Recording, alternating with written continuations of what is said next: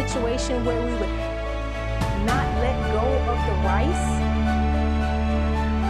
something, even if it's not for our highest good. And one of the best ways that I have found to get out of the trap or to avoid the trap is by employing the faculty of wisdom. What some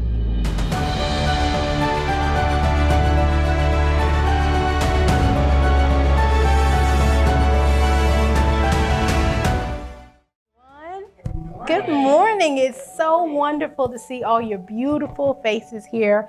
I am grateful and thankful that you chose to be here and bring your frequency, your vibration, your energy to this space so that we can commune together and get what we need, and I can share with you and you could share with me, and we can have a wonderful, wonderful Sunday Journey in Truth service.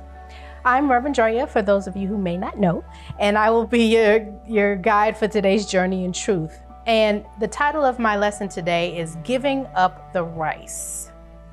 Giving up the rice and let wisdom be your guide.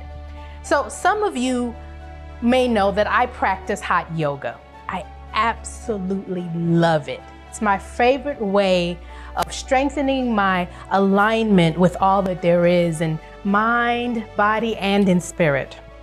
I always come away from the practice with some new awareness or insight or wisdom.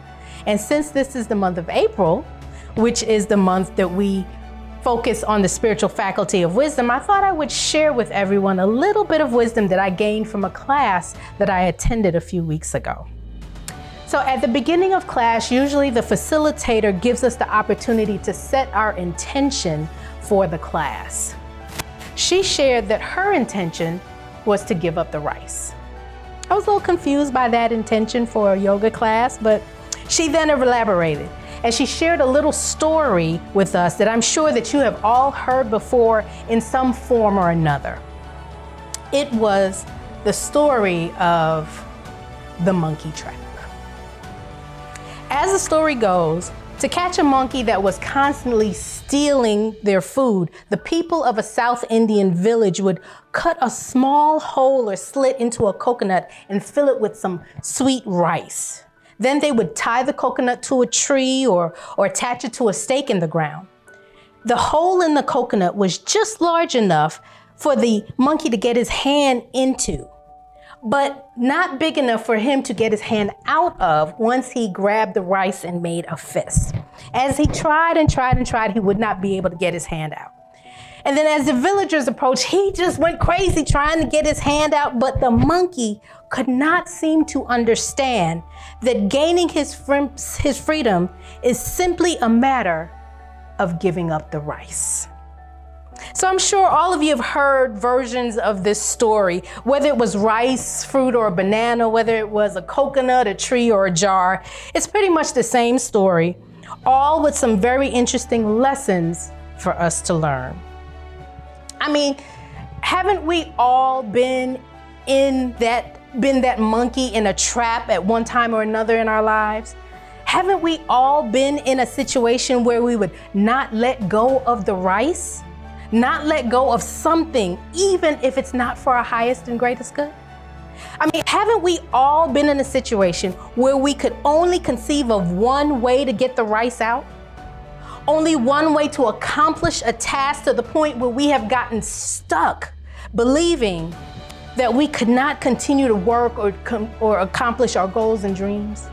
Or how about believing that the coconut has trapped us? That we are victims and that there is nothing else that we can do, that the system has got us beat, so there's no point in working hard and striving for the things we want in life. Raise your hand if any of that sounds familiar to any of you. See, we have all been the monkey in the trap at some point. And one of the best ways that I have found to get out of the trap or to avoid the trap is by employing the faculty of wisdom, what some people call good judgment or discernment. So I like the word discernment. So let's focus on that a little bit. In the revealing word, Charles Fillmore defines discernment as that inner spiritual faculty by which man may receive the revelations of God mind. So he's talking about that inner self, right? That true and authentic self, your Christ consciousness that is always in connection with the divine consciousness of the universe, that is always imparting that wisdom to you, the ability to connect with that. That is what he's talking about in there. And then he also talks about the word discern, which is to apprehend the truth of being, to look through the appearances and to behold the reality of omnipresence, right? So that is, in that he's referring to looking past the illusion or the lie to the truth of the situation or the person, to be able to see past the conflict to the solution, that is the next right step. So apprehending the truth, being able to perceive what really is going on, not getting caught up in the minutia and the muck and mire of whatever the conflict or the situation or the person that you're speaking to, but seeing the light in that person, right? Seeing the truth of the situation, knowing that you are not trapped. That is what he's talking about when he's talking about apprehending the truth of being able to see past the conflict. And Jesus gave us a good example of that in the situation with the young lady that was about to be stoned, right, for adultery. And the crowd came and they were ready, they had their stones and they had cornered her and they were gonna stone her and they were talking to Jesus, we need to stone her for adultery.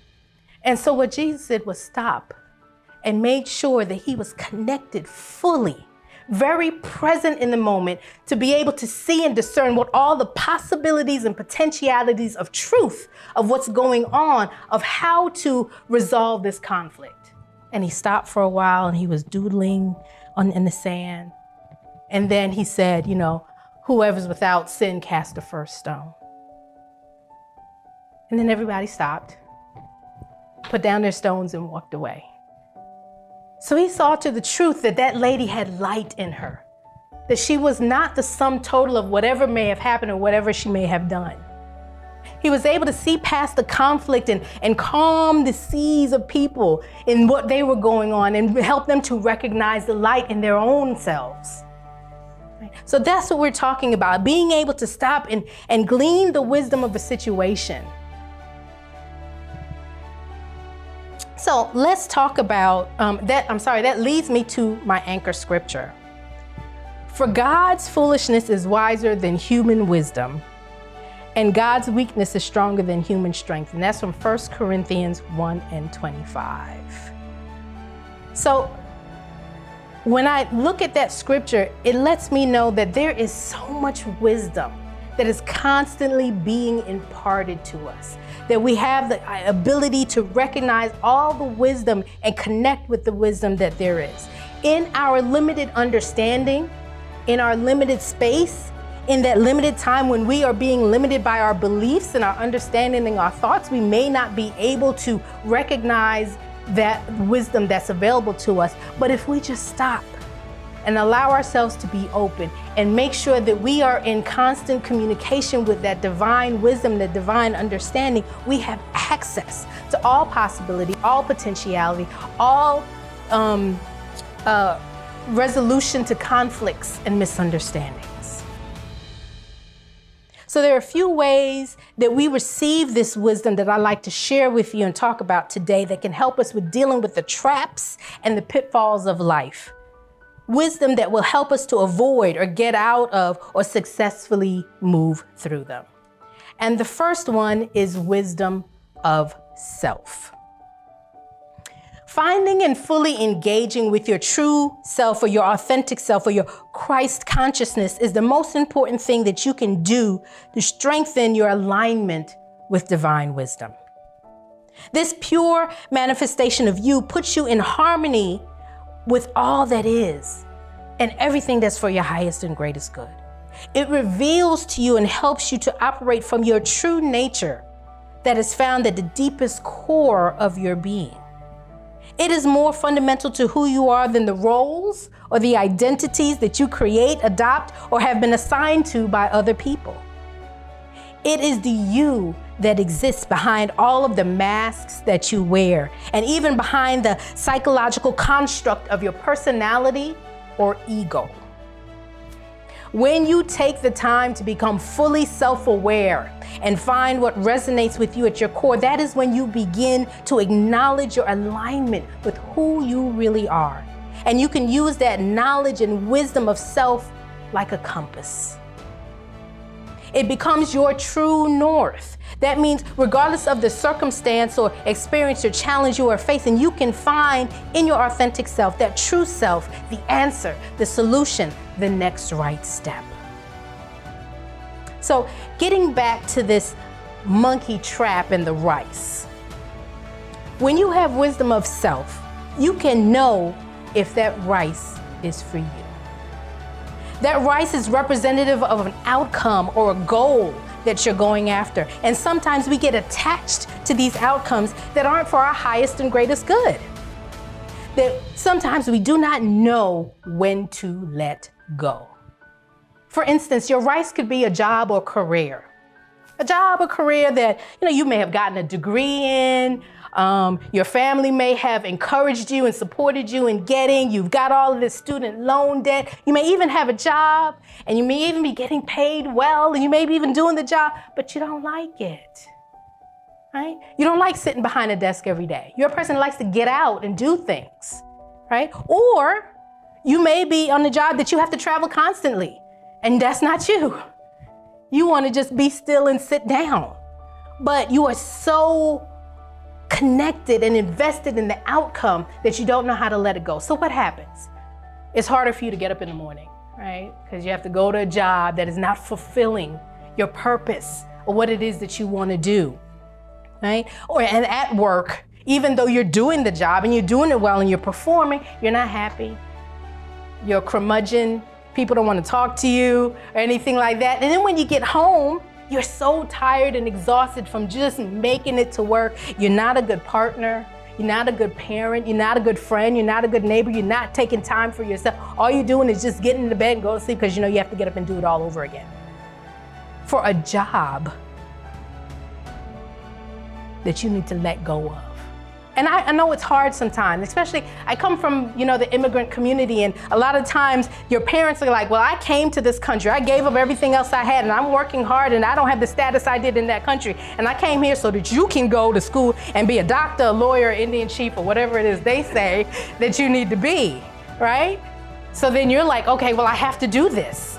I have to become that doctor, I have to become that lawyer, I have to become that accountant, or whatever it is that they want you to become because you feel obligated. But that is not who you are. That is not what fulfills you. That is not your purpose or your dharma. But when you have wisdom of self, then you know what it is that fills you. You know what you're supposed to do. You're able to let go of that rice. Or what if that rice is a toxic relationship, right? Sometimes we get so invested in these relationships, right? Oh my gosh, I've been with this person for so long. I don't know what it is to get out in the dating world. I don't know how to swipe left and swipe right and all those different kinds of things. And I've invested so much in this person. I'm not going to go ahead and let them go so they can live their best life with someone else. Or I don't know how not to be with this person, even though they're emotionally abusive or physically abusive, or they withhold their love or whatever it is. We rather hold on to that toxic rice that's no good for us than let it go, because we don't know self. We don't have wisdom of self. Or perhaps it's something material like a house or a car. That rice becomes heavy, right? Because we have this car that we can't afford, right? Because we've become that doctor, that lawyer, that Indian chief, we can't drive a Toyota Corolla, right? We gotta drive a Mercedes-Benz or BMW. We got to be in a 5, 6, 7 bedroom house with 3, 4, 5 bathrooms. It's just 2 of you. Or you have 4 or 5 kids and you can't afford that house, but you got to keep up with the Joneses, right? So you become what they call in the Millionaire Next Door, an under accumulator of wealth. Those people who on paper look like they should have savings and they should have investment and they should have money for retirement and money for their children's fund, but they don't because they're paying $1,000 for this car, they're paying $4,000 for this rent, and they're paying all this money for all this expensive clothes and all that kind of stuff. That doesn't fulfill you though. That doesn't make you feel any better. It actually makes you feel stressed because you're busy keeping up with somebody else. You're busy worrying about the judgment of others. Let go of that rice. Your true self is the source of your greatest passion, creative power, talents, wisdom, and love. It's experienced when you walk in your own authenticity. It can be found in the space between your thoughts, the point between the in-breath and the out-breath. It's in every now moment. Finding your true self as your ultimate identity enables you to develop and direct your personality, your interface with the world, so that you can be more yourself and live your full potential and true life purpose. By connecting with your most fundamental state of being, which transcends the narrow identity of your ego self, your authentic self also enables you to experience being more at one with life itself, and thus being more connected with others, with the planet, and with the divine wisdom of the universe. It reminds me of a quote from Aristotle. Knowing yourself is the beginning of all wisdom. Knowing yourself is the beginning of all wisdom. So be true to you. Know you. When you do, it'll be easier for that inner self, that Christ consciousness, to connect with the divine consciousness and always be filled up. Remember, Emily Cady talked about that fountain within, that fountain that is constantly filled from God, from Spirit, from the divine universe. You're able to really go ahead and fill that up and fill it to overflowing so that you can experience and share the wisdom of the universe. So the next is the wisdom of intuition. Trusting your gut, listening to your vibes, tapping into your higher self, tuning into that sixth sense, plugging into the cosmic intelligence. All of this describes the experience of accessing your intuition. So I came across this great definition of intuition. It is the ability to acquire knowledge immediately without conscious rational thought. It is bypassing the linear thought and inference process of the mind to directly perceive or cognize a truth or insight. Rather than cobbling together different thoughts, ideas, and perceptions to reach a conclusion, intuition is a direct download of the final answer, minus all the mental busy work. So it's that quick understanding of the situation. It's that knowing that in your gut right there, what is going on and what you're feeling. And it's trusting that. It's not just feeling it, it's trusting what that's telling you. And because you know yourself now, you have that wisdom of self, it's easier to trust that because you recognize what it is and what it means for you. It takes me to the principle of vibration from the Kabbalion. Nothing rests, everything moves, everything vibrates. The law of vibration. Now remember, everything is energy, right? Science has already proven that. It doesn't matter who, what, this, me, you, everything is all energy. And since everything is energy, everything vibrates, right? Because everything vibrates, there's a frequency and vibration to everything. And so your intuition and your aura extends way out beyond you, right? So you feel these disturbances in your force, these different vibrations, right? So sometimes the vibrations pull you, right? So you're attracted. Sometimes they repel you. So you want to move away from it. That intuition, that's what your intuition is showing you and telling you. That's what it's giving to you. And this intuition that you have, it is your birthright, right? You are made in the image and according to the likeness of spirit. So you have the right to this knowledge. You have the right to this wisdom and understanding, this knowing. You're always in alignment with spirit. You're always in alignment with this universal divine flow of energy. Sometimes we just forget. Sometimes we have so much going around us we can't feel it, or we don't believe it, or we don't trust it. But you're always in alignment with it, right? So being able to know self, being able to recognize intuition and trust it allows you to be in alignment, to see, to feel that flow and see what's right for you. Your intuition is an inherited guidance system that can keep you safe from harm, direct you to the truth of any situation, and lead you to your highest good and move you toward the evolution of your consciousness. Your intuition keeps you out of trouble and guides you towards your truth on a daily basis. It is an important thread in your connection to the divine wisdom of spirit. See, most people live with a lot of internal chatter and fears that cloud their intuition. There's also a lot of misconceptions that get mixed in with intuition. So it's important to learn how to strip out the noise to clearly decipher your intuition.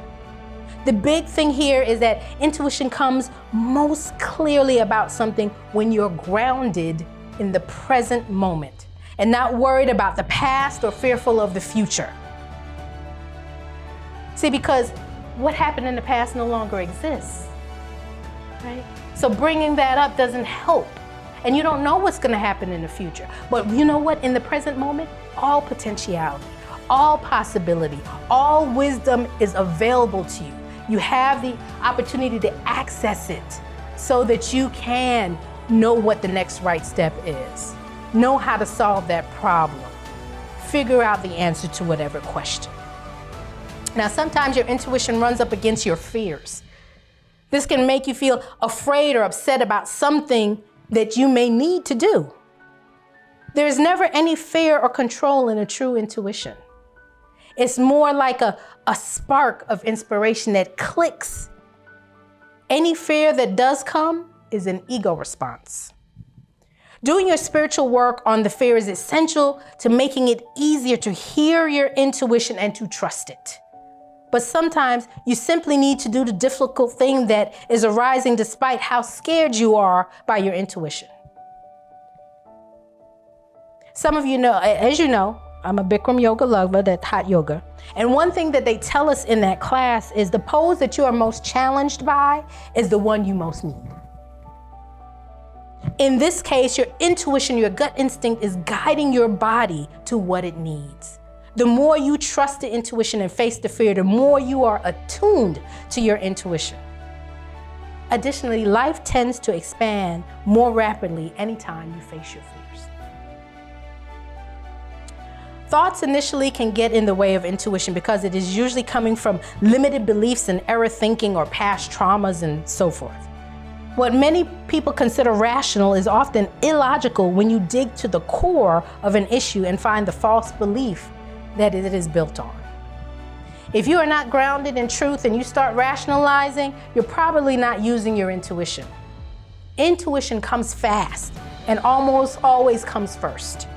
The mind is slower, but it can come and block out the message. This brings us again to this monkey mind trap, this monkey trap, and getting the rice out of the coconut. So I want to introduce you to Einstellung. It's a German word, and it's the development of a mechanized state of mind, often called a problem-solving set. Einstellung refers to a person's predisposition to solve a given problem in a specific manner, even though better or more appropriate methods of solving the problem exist. So if, for example, with this monkey trap, right, he thought the only way to get the rice out was to stick his hand in, grab the whole rice, and try to get that fist out. What if he decided to just take a little bit out at a time so he didn't have that fist? Right? That was another way of doing it. Or what if he turned the coconut over and shook the rice out? Right? Got it that way. Or maybe he could have smashed the coconut against, a tree or the ground or something and gotten the rice out.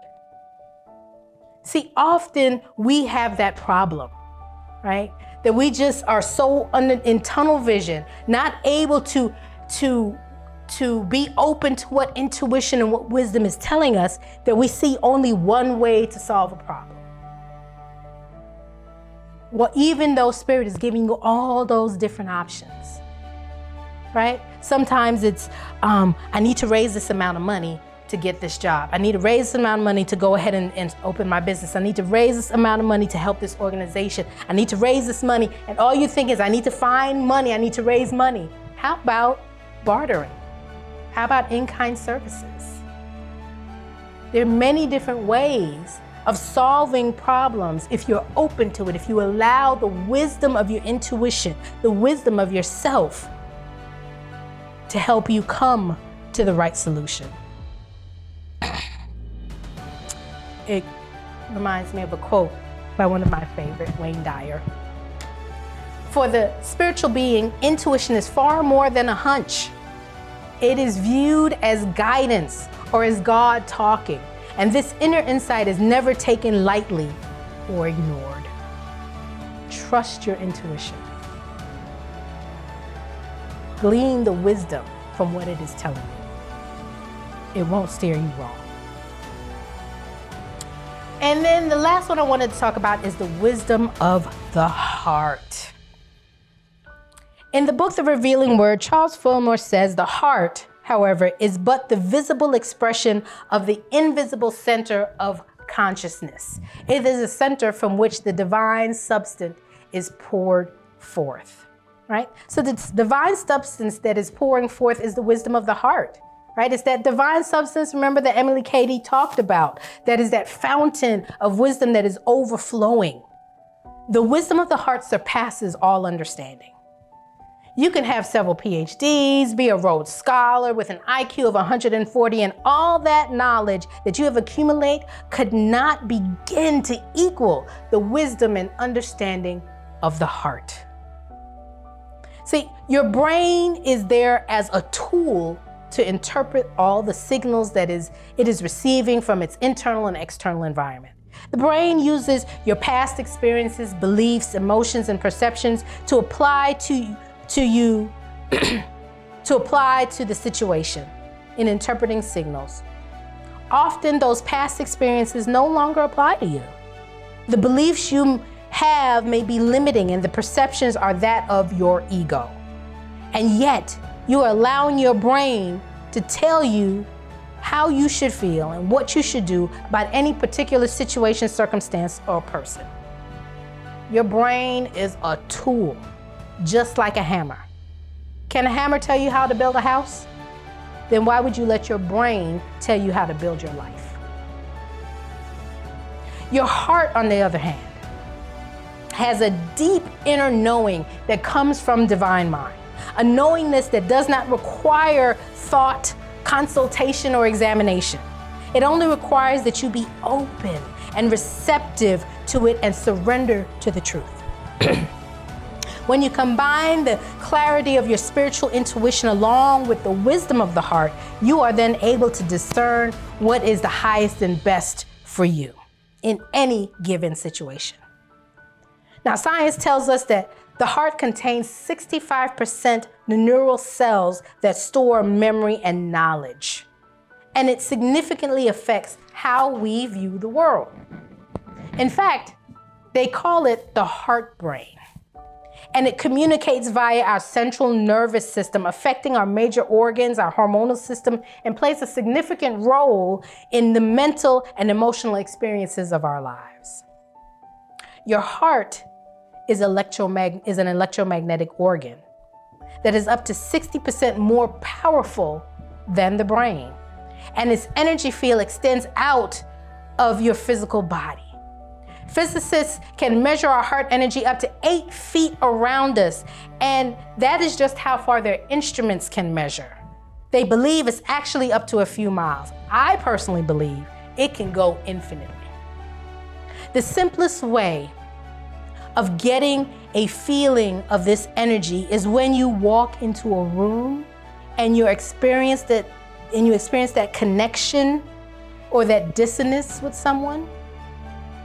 Let's face it, you can tell immediately when someone is angry when you enter into a room or into a space, without them even having to say a word. And likewise, you can feel someone's uplifting energy. Again, that takes us back to the principle of vibration, right? Your heart energy, your heart field is feeling the energy of another person's, because everything is frequency and vibration. Everything is energy. Everything is in constant motion. So when you go into that room, right? You go into that networking situation, you can readily see, there's some people that you meet and you're like, we've been friends forever, right? We've never been strangers. I must have known you in a past life. And then there are those people that you don't know them, they've never said a bad word to you, you've never said a bad word to them, but you know you need to stay away. Right? That's that energy, that's that wisdom that the heart is giving you, that you need to pay attention to. See, the ego attaches itself to sense consciousness. It builds an image of man that is not based in truth, but rather based in fear, uncertainty, and unfulfilled expectations. When you don't want to put yourself out there for fear of being let down, and you think your heart has been hurt in the past, what was really being hurt was the ego. The false narrative, limiting beliefs, and unreasonable expectations of the ego. The ego that is based on the illusion of you being separate and apart from all there is. The ego that needs you to believe the illusion in order to survive. The ego that makes you feel like your heart needs to be protected. And I think some of you have heard me say this before. Your heart does not need to be protected. Your heart is here to protect you. You see, the spiritual intuition and the inner knowing of the heart can help you discern between truth and illusion, jealousy and love, your ego and your authentic self. Your heart senses any unusual shifts in the universal divine flow of life before your brain can. So let's go back to this monkey trap one last time and the coconut.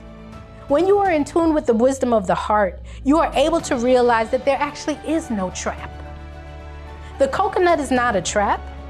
You see, your heart knows the truth and does not rely upon the limiting beliefs and error thinking that your ego has implanted into your patterns of thinking. Your heart can see beyond the separation, can see beyond the fear, and can see beyond the victimhood. Science has been able to measure the collective feeling of sadness and loss felt by the world when there are tragic and catastrophic events of loss of life. Your heart can feel these events even if they happen halfway across the globe before you ever hear about it on the news. And conversely, scientists have also been able to measure the collective feelings of joy, happiness, and excitement at events like royal weddings or saving lives after challenging events. I had one of these experiences. I've been facilitating moments of meditation for 6-7 years now. And one Thursday evening, we were doing meditation. We had gotten into a meditation, and all of a sudden, just tears started to flow from my eyes. And I felt this pain and hurt, and I couldn't stop crying. And it was hard and difficult for me to make it through the guided meditation I was doing, but I did it. But I was in so much pain and hurt and fear and sadness. And I didn't know where that came from. I thought maybe the meditation invoked something or what happened or what have you. And so after it was over, I went home and I called Reverend Sharon to tell her what happened and get her opinion on things. And she said, "Oh, you didn't know." And she told me that there was a terrorist bombing in Paris or somewhere, I can't remember where it was now, and a lot of people were killed and injured and hurt at the same exact time that I was doing that meditation. I was so in tune. My heart and my intuition and my wisdom of self was so in tune that I was able to feel and participate in the pain and hurt and fear that all those people were feeling at the time. So your heart has a wisdom that does not need to be justified, thought about, or questioned. It has an intelligence based on the inner knowing that comes directly from divine mind. And once you learn to get rid of that mind chatter and external distractions, and you tap into the wisdom of the heart and trust that wisdom, you will find that your heart has been the one protecting you all the time. Reminds me of this quote from Rumi, one of my other favorites. Your heart knows the way. Run in that direction. Okay, so we've talked about the wisdom of yourself, the wisdom of intuition, and the wisdom of your heart. So how do we do this? How do we connect with that divine wisdom? How do we actually apply this? Well, I have some tips for you. Get to know yourself. Spend time with you, who you truly are, not the mask that you wear. Actually, realize that you're wearing a mask. Some people don't even realize that, right? Recognize who you are, who you truly are, who you want to be, how you want to show up and show out in life, what you want to do, what brings you joy, what is your purpose, what is your dharma. Knowing that will help you to connect with the wisdom that is for you, the wisdom that will help you to fulfill your purpose. Next, trust your intuition and become attuned to what the universe is sharing with you. Learn to trust that. Learn to know what is for you and who you are. Learn to, this gut, this solar plexus, this part right here, that's so important.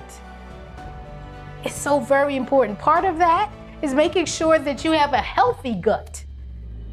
So what you're feeling is not the pain, the ache, or the indigestion, or the gas bubble or whatever. It's your intuition that you're feeling. Learn to trust that. Live in the now. Right? Everything exists right now. In this moment lies all the wisdom of the universe, all the knowledge that has ever existed, all the experiences happens right now. You have the opportunity to feel that and experience that if you're present in every single moment.